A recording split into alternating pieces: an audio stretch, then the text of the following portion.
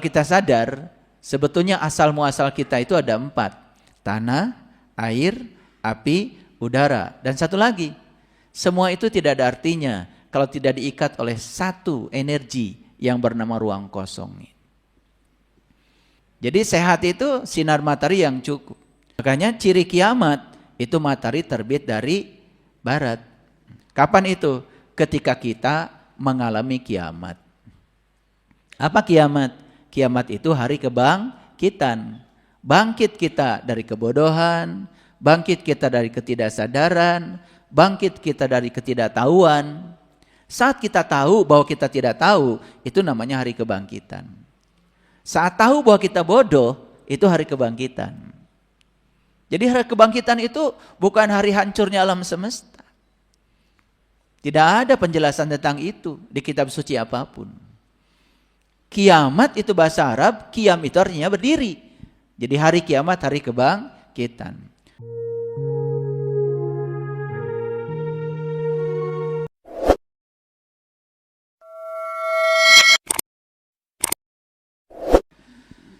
Bismillahirrahmanirrahim.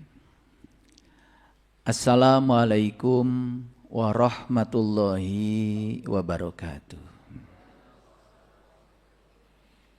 Salam sejahtera untuk kita semua. Om Swastiastu, Namo Buddhaya, salam kebajikan, Sampurasun. Rahayu Sagung Dumadi, semoga seluruh makhluk hidup di semesta ini, baik yang kelihatan maupun yang tidak kelihatan, di setiap ruang dan waktu, di semua tingkatan, senantiasa hidup berbahagia, dan mereka bebas dari segala penderitaan. Segala puji hanya milik Allah, Sang kehadiran, Sang keberadaan, yang terus-menerus mengurus dan mengatur seluruh makhluk ciptaannya, menumpahkan cinta kasihnya tanpa batas kepada seluruh makhluknya. Dia tidak pernah menghukum, Dia tidak pernah menyalahkan. Dia hanya mengingatkan kita supaya kita terus menjadi sumber kekuatan positif sebagaimana Dia. Kita puji Dia bersama-sama membaca hamdalah. Alhamdulillahirabbil alamin. Mari kita rasakan kehadirannya dalam diri kita masing-masing. Dia telah menciptakan rumahnya sendiri, yang tiada lain adalah tubuh kita. Tubuh kita adalah rumah asli buatan Allah. Dan Dia tinggal di dalam diri kita, lebih dekat kepada kita melampaui dekatnya urat nadi leher kita. Dia adalah sang daya kehidupan yang memberikan segala hal yang kita butuhkan. Kita mohon ridhonya, mohon berkahnya, dengan menyapa asmanya dengan kelebutan dan cinta, seraya membaca basmalah. Bismillah. Kajian kita hari ini adalah tentang pengendalian diri. Kenapa pengendalian diri ini penting? Karena ternyata ketika seseorang tidak mampu mengendalikan dirinya, maka dia akan kehilangan kebahagiaan dan kehilangan ketenangan hidup. Maka saya sampaikan selamat buat mereka-mereka yang telah sukses mengendalikan dirinya. Saya pastikan siapapun yang sudah sukses mengendalikan dirinya, maka dia akan menjadi sumber cinta, sumber kebahagiaan, sumber ketenangan hidup, bukan sekedar untuk dirinya, tetapi juga untuk sesamanya.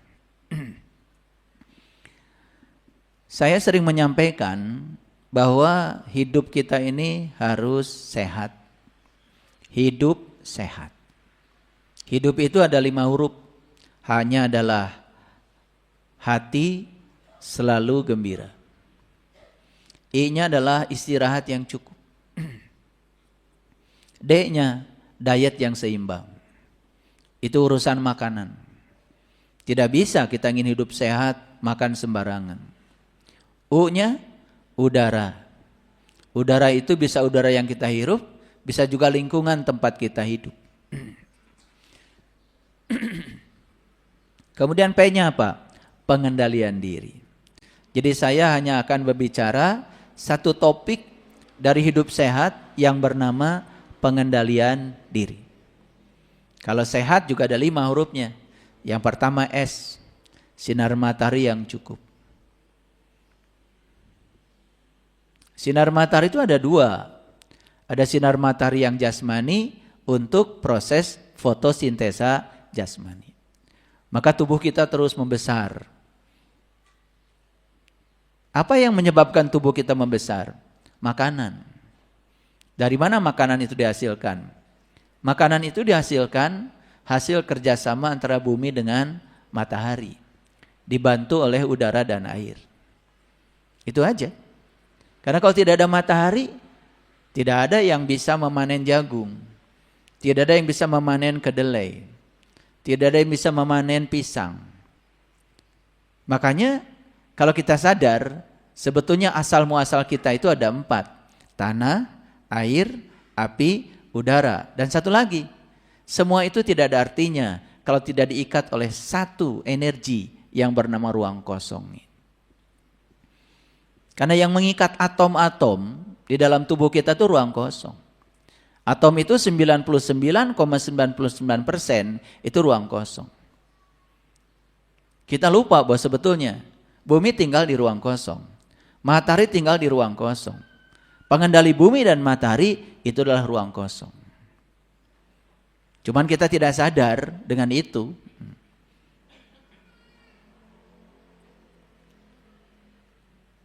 Jadi sehat itu sinar matahari yang cukup. Tapi sinar matahari dari luar tidak cukup. Karena itu hanya untuk pertumbuhan jasmani. Jangan lupa, ruhaniyah kita juga harus tumbuh. Maka di Quran dikatakan Rabbul Masriqain wa Rabbul Maghribain. Ada 2 tempat terbit matahari, ada 2 tempat terbenam matahari. Kalau tempat terbitnya ada 2, mataharinya harus 2. Kalau tempat terbenamnya ada 2, mataharinya harus 2. Makanya ciri kiamat itu matahari terbit dari barat. Kita betul-betul ya memahaminya secara fisik, secara jasmani. Padahal timur dan barat, timur itu lambang dari jasmani, barat itu lambang dari ruhani. Seperti kiri dan kanan. Kiri itu lambang jasmani, kanan lambang ruhani. Seperti perempuan dan laki-laki. Perempuan itu lambang jasmani, laki-laki lambang dari ruhani. Seperti langit dan bumi, langit itu lambang ruhani, bumi lambang jasmani. Maka itulah disebut berpasangan. Jadi sebetulnya kita harus menemukan satu matahari lagi. Dan itu ada dalam diri kita. Kapan itu? Ketika kita mengalami kiamat. Apa kiamat? Kiamat itu hari kebangkitan. Bangkit kita dari kebodohan, bangkit kita dari ketidaksadaran, bangkit kita dari ketidaktahuan. Saat kita tahu bahwa kita tidak tahu, itu namanya hari kebangkitan. Saat tahu bahwa kita bodoh, itu hari kebangkitan. Jadi hari kebangkitan itu bukan hari hancurnya alam semesta. Tidak ada penjelasan tentang itu di kitab suci apapun. Kiamat itu bahasa Arab, kiam itu artinya berdiri. Jadi hari kiamat, hari kebangkitan. Makanya saat hari kebangkitan datang, matahari terbit dari barat. Artinya matahari ruhani akan muncul dalam diri kita. Itu yang akan membantu kita untuk mengalami proses fotosintesa ruhani. Dan itulah yang disebut dengan makanan ruhani. Itu yang disebut dengan santapan ruhani. Kapan itu terjadi? Kalau kita sudah tahu ilmunya, kalau sudah tahu caranya. Ya belajar. Itulah pentingnya meniti ke dalam diri. Karena tubuh kita ini bukan ruang gelap. Tapi tubuh kita ini adalah disebut kota kalau di Quran. Disebut kota tubuh kita itu. Yang namanya kota itu banyak lampunya. Yang namanya kota itu pasti banyak sumber energinya. Yang namanya kota itu pasti menyenangkan. Kalau kita sudah tahu caranya. Jadi sinar matahari yang cukup. Kalau orang yang sudah dibangkitkan kesadarannya, maka hidupnya jadi energetik, penuh semangat. Ketika bangun pagi itu mendapatkan hari baru, penuh semangat. Oh, hari ini saya akan ketemu orang baru, saya akan belajar hal baru, saya akan belajar inspirasi baru. Penuh semangat. Karena dia tahu bahwa setiap dia hadir kembali di hari baru, di kesadaran baru, berarti dia akan mendapatkan hal baru. Hidup bukan sesuatu yang menjemukan. Hidup itu sangat menakjubkan bagi mereka yang tahu. Nah, orang yang sudah seperti ini, hubungan sosialnya juga menjadi bagus, sehat, sinar materi yang cukup, energetik dalam segala hal. Hubungan sosialnya menjadi harmonis. Air. Jangan lupa. Tubuh kita ini 75% air. Maka jangan lupa minum air. Kalau pusing kepala, minum air, bukan minum obat. Kalau badan terasa lelah, minum air, bukan minum obat. Sebetulnya sederhana, ya. Karena air di tubuh kita kurang dari 75%, maka sel-sel dalam tubuh kita menjadi kehilangan dayanya. Makanya minum air itu penting. Dan yang terakhir, Tuhan yang paling utama. Kalau sudah hidup sehat, ya insya Allah berkah hidupnya menjadi menakjubkan. Jadi hari ini kita akan bicara satu topik kecil namanya pengendalian diri. Sudah siap? Oke, baik. Agak seru ya, nanti akan banyak contoh-contoh yang saya berikan sebagai ilustrasi. Kenapa pengendalian diri penting? Kalau kita bicara pengendalian, berarti ada dua. Ada yang mengendalikan, ada yang dikendalikan. Ulangi ya. Kalau bicara pengendalian, berarti ada dua. Ada yang mengendalikan, ada yang dikendalikan. Hati-hati ya. Kita ini punya keterbatasan loh dalam hidup. Apa keterbatasan kita? Tidak semua hal dalam hidup ini ada dalam kendali kita. Ulangi ya. Tidak semua hal dalam hidup ini ada dalam kendali kita. Berarti yang tidak bisa dikendalikan, yang di luar kendali kita, jangan coba-coba mengendalikannya. Karena kita akan kehabisan energi, akan lelah hidup kita. Berarti kita harus fokus kemana? Fokus saja kepada segala hal yang dapat kita kendalikan. Nah, ini masalahnya. Banyak manusia di dunia ini kehabisan energi, ya, lelah. Kenapa? Memikirkan, merasakan, dan bereaksi secara negatif terhadap sesuatu yang jelas-jelas tidak bisa dia kendalikan.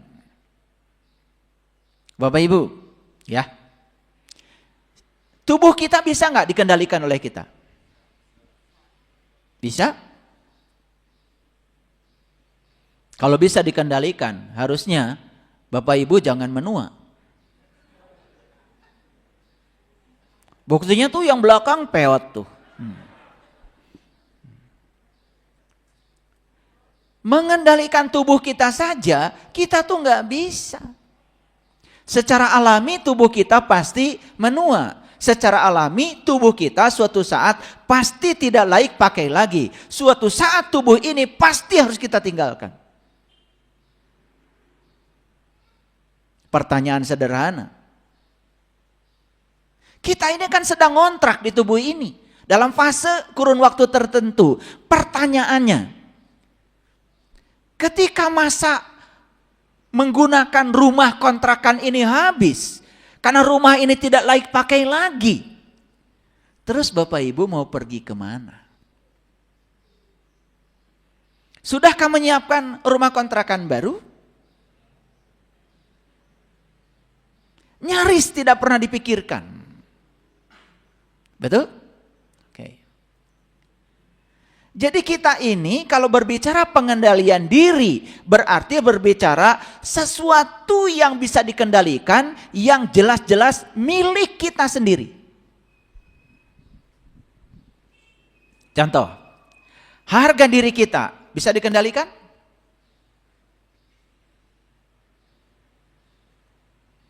Emang gak punya harga diri gitu?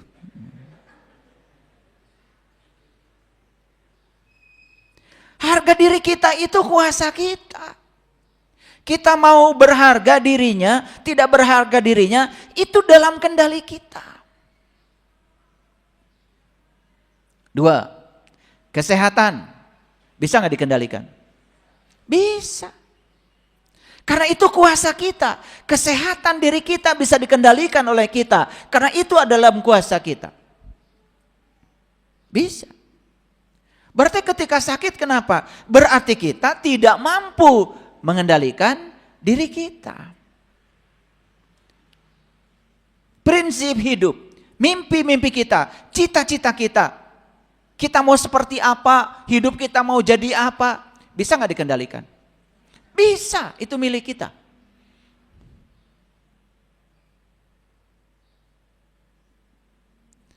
Kita di dalam diri ini punya petunjuk. Ada sidik, ada amanah, ada fatona, ada balagoh, ada rasul sejati di dalam diri kita. Dan itu yang membuat kita jujur, berintegrasi, berintegritas. Itu yang disebut dengan nilai diri, nilai moralitas diri. Bisa nggak itu kita jaga? Bisa. Itu dalam kendali kita. Dan yang terakhir, kebahagiaan diri. Milik siapa? Milik kita. Bisa nggak dikendalikan? Bisa. Nah, kenapa kita selama ini kacau balau hidupnya? Karena kita tidak tahu dan tidak bisa memilah mana yang bisa kita kendalikan, mana yang tidak bisa dikendalikan. Yang seharusnya dalam kendali kita tidak kita kendalikan, yang di luar kendali kita, kita coba mengendalikannya. Ada nggak yang mencoba mengendalikan pasangan? Siapa mereka itu? Diri kita atau orang lain? Jawab yang jujur. Dirimu atau orang lain? Orang lain. Cuma diikat oleh satu definisi pasangan hidup, kan gitu. Apakah bisa dikendalikan pikirannya? Bisa dikendalikan perasaannya? Bisa dikendalikan sikapnya? Tetapi kalian suka mengendalikan mereka? Buang-buang energi. Itu kebodohan kita yang tidak disadari. Tidak bisa memilah mana yang bisa dikendalikan, mana yang tidak bisa dikendalikan. Coba fokus saja pada apa yang bisa dikendalikan. Pikiran saya tanggung jawab saya. Perasaan saya adalah tanggung jawab saya. Reaksi saya terhadap segala peristiwa itu tanggung jawab saya. Kendalikan saja yang 3, yang 5 tadi pasti akan terkendali. Harga diri kita, kesehatan kita, ya, cita-cita kita, mimpi-mimpi kita, ya, nilai diri kita, dan yang terakhir adalah kebahagiaan kita. Tidak ada yang bisa merampas. Semua adalah milik kita.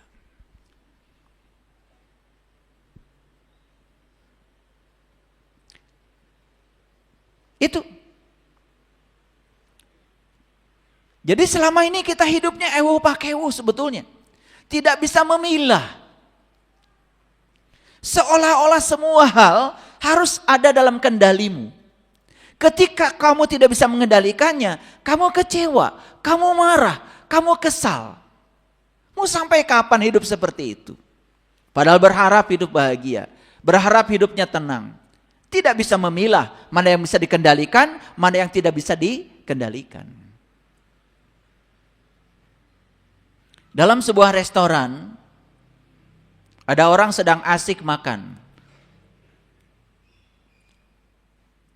Tiba-tiba ada kecoa tuh terbang, hinggap di kepala seorang ibu.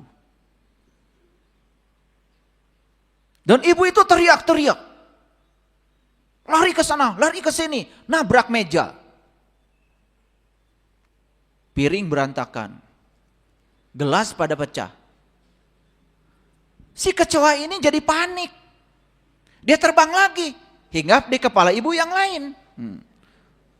Ibu ini juga sama. Pergi ke sana, betul nggak? Udah kacau balau lah restoran itu. Ada seorang ibu yang sudah bisa mengendalikan dirinya. Dia tangkap itu kecoa, diam-diam bawa ke dapur. Suruh pergi. Kamu tempatnya bukan di sini. Langsung aman. Tapi restoran sudah berantakan. Saya mau nanya, jujur ya jawab. Yang membuat restoran itu berantakan, kecoa atau reaksi ibu-ibu terhadap kecoa? Pinter kalian kalau ngejawab. Ulangi, yang membuat restoran itu berantakan, kecoa atau reaksi ibu-ibu terhadap kecoa? Kita tidak bisa mengendalikan kecoa. Tapi reaksi kita terhadap kedatangan kecoa bisa nggak dikendalikan? Bisa nggak? Bapak Ibu punya masalah? Punya. Tahu saya. Jadi masalah nggak itu? Tidak. Masalahmu itu bukan masalahnya. Reaksimu terhadap masalah itu masalahnya. Masalahnya itu nggak apa-apa. Tetapi reaksi kita terhadap masalah itu yang jadi apa-apa. Orang tidak pernah jatuh oleh masalah, tapi dia selalu jatuh oleh reaksi dia terhadap masalah. Restoran tadi itu sebetulnya tidak akan berantakan kalau dia bisa mengendalikan reaksi terhadap kecoa. Paham? Ini harus dicermati, ya harus dicermati. Saya ngasih pelajaran kesadaran supaya kita sadar. Sesadar-sadarnya. Yang menghancurkan kita bukan pihak lain, tetapi reaksi kita terhadap pihak lain. Sampai sini mengerti? Oke. Ada yang namanya hasil, ada yang namanya proses. Jujur ya, apakah proses bisa dikendalikan? Mulai pusing kalian itu. Dari tadi saya udah ngeceblek. Apa? Ngeceblek. Ulangi lagi. Ada proses, ada hasil. Proses bisa dikendalikan enggak? Bisa. Hasil bisa dikendalikan enggak? Enggak bisa. Kenapa? Di proses itu sepenuhnya kuasa kita. Dan itu ada dalam kendali kita. Tapi hasil, di hasil itu ada sesuatu yang tidak bisa dikendalikan masuk. Karena hasil itu perpaduan antara yang bisa dikendalikan dengan yang tidak bisa dikendalikan. Itu sebabnya jangan berfokus pada hasil. Jangan melekat pada hasil. Nikmati aja yang bisa kamu kendalikan. Namanya proses. Saya sudah berusaha mati-matian, yes, dalam kendalimu. Saya sudah menghadirkan berbagai macam cara, yes, itu adalah udah kendalimu. Betul? Tetapi ada yang bisa masuk di luar kendali kita. Alam, orang lain, kan tidak bisa kita kendalikan. Dan hasil itu perpaduan antara yang bisa kita kendalikan dengan yang tidak bisa kendalikan. Kita selama ini selalu berfokus pada hasil, padahal di situ ada sesuatu yang tidak bisa dikendalikan. Yuk, sekarang mau apa? Bikin tambak. Pakan bisa dikendalikan? Bisa. Kualitas air bisa dikendalikan? Bisa. Ya? Cara ngasih makan itu tambak, ikan yang ada di tambak, bisa diatur oleh kita? Bisa. Pikiran kita tentang tambak, di luar kendali kita? Perasaan kita tentang tambak, di luar kendali kita? Tapi alam, ya, bisa dikendalikan? Sedangkan untuk mencapai hasil itu pasti ada sesuatu yang tidak bisa dikendalikan masuk. Kemudian kita kecewa. Tapi kalau kita fokus pada proses, yang bisa saya kendalikan, tidak akan kecewa. Kenapa? Orang yang sadar tidak pernah mengalami kegagalan. Bahkan kegagalan adalah ilmu baru yang bisa membuat dia sukses berikutnya. Kenapa? Kegagalan itu sebenarnya tidak ada. Hanya kita sedang diajarkan bahwa kita melakukan cara yang kurang tepat saja. Dan itu ilmu bukan? Dan orang yang sadar, memang saya belum menghasilkan uang di tambak ini, tapi saya dapat ilmu yang luar biasa dari kegagalan ini untuk memperbaiki metode saya. Keberhasilan bukan itu? Jadi keberhasilan dan kegagalan itu adalah makna yang kita berikan di pikiran kita sendiri. Oke, apa yang dimaksud dengan pengendalian diri? Pengendalian diri adalah kemampuan seseorang untuk mengontrol dirinya sendiri. Apa yang harus dikontrol yang paling utama? Emosi. Apa itu emosi? Emosi itu reaksi tubuh terhadap pikiran dan perasaan kita. Ulangi ya, emosi itu reaksi sebetulnya. Reaksi tubuh kita terhadap pikiran dan perasaan kita. Yang kemudian kalau ditelusuri itu berasal dari reaksi pikiran dan perasaan terhadap situasi. Paham? Awalnya reaksi pikiran dan perasaan terhadap situasi. Betul? Tapi berikutnya tubuh ikut-ikutan bereaksi terhadap pikiran dan perasaan. Itu yang kemudian orang menjadi marah. Itu orang menjadi teriak-teriak. Itu yang kemudian orang nunjuk-nunjuk. Betul nggak? Itu yang namanya emosi. Paham sampai sini? Oke. Nah, yang disebut dengan kemampuan pengendalian diri itu adalah kemampuan seseorang untuk mengontrol dirinya termasuk emosinya agar selalu berfokus kepada kekuatan positif. Makanya orang yang sudah mengendalikan dirinya, apapun yang terjadi tidak pernah bertanya, mengapa ini terjadi? Tetapi selalu bertanya, Tuhan, pesan apa yang hendak Engkau sampaikan lewat kejadian ini? Keren kan? Ketika bertanya mengapa ini terjadi, menggugat Tuhan. Padahal kata Tuhan, boleh jadi kamu tidak suka dengan kejadian ini, padahal ini sangat baik bagi kamu. Dan boleh jadi kamu sangat menyukai ini, padahal itu amat buruk bagi kamu. Begitu kata Tuhan. Makanya lepaskan penilaian baik dan buruk. Lepaskan. Nanti saya akan kasih tahu ya. Dan kita ukur hari ini. Kesadaran kita ada di level mana. Nanti ada alat ukurnya. Saya akan tunjukkan. Sampai sini mengerti. Nah, pengendalian diri ini dalam bahasa Inggris sering disebut self-control. Kontrol diri. Semua orang-orang yang celaka dalam kehidupan ini sebetulnya mereka yang gagal mengontrol dirinya. Sekali lagi, yang membuat restoran tadi berantakan bukan kecoa. Bukan kehadiran kecoa, tetapi reaksi yang berlebihan dari kita terhadap kehadiran kecoa itu. Setuju? Oke. Sudah punya pengalaman kan Ibu Bapak? Sering mengalami peristiwa? Ulangi, peristiwa itu netral.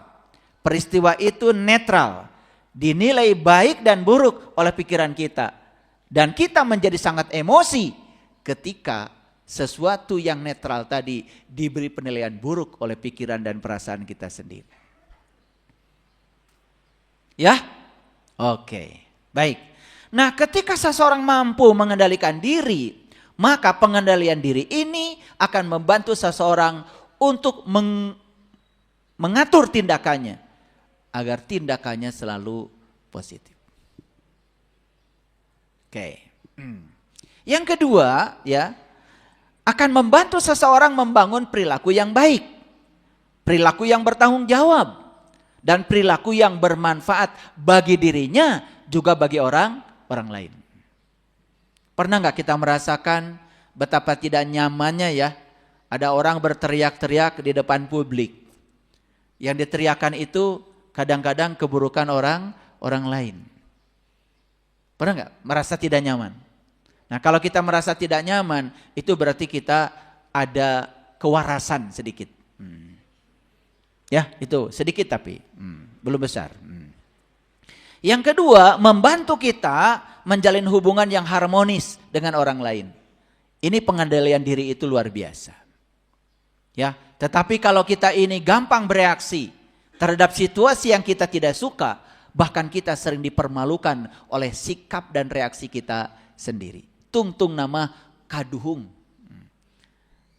Akhirnya adalah penyesalan. Betul? Iya. Saya tahu ya wajah-wajah kalian ini wajah-wajah penyesalan. Maka dikasih ilmunya hari ini. Kasih ilmunya ya. Kasih ilmunya. Ya. Pengendalian diri itu akan membantu seseorang mengendalikan situasi. Karena dia bisa mengendalikan emosinya. Maka dia terkendali, lalu orang lain tidak terganggu. Ini secara global, ya, secara global. Karena nanti saya akan masuk lebih detail lagi. Masuk pada contoh-contoh.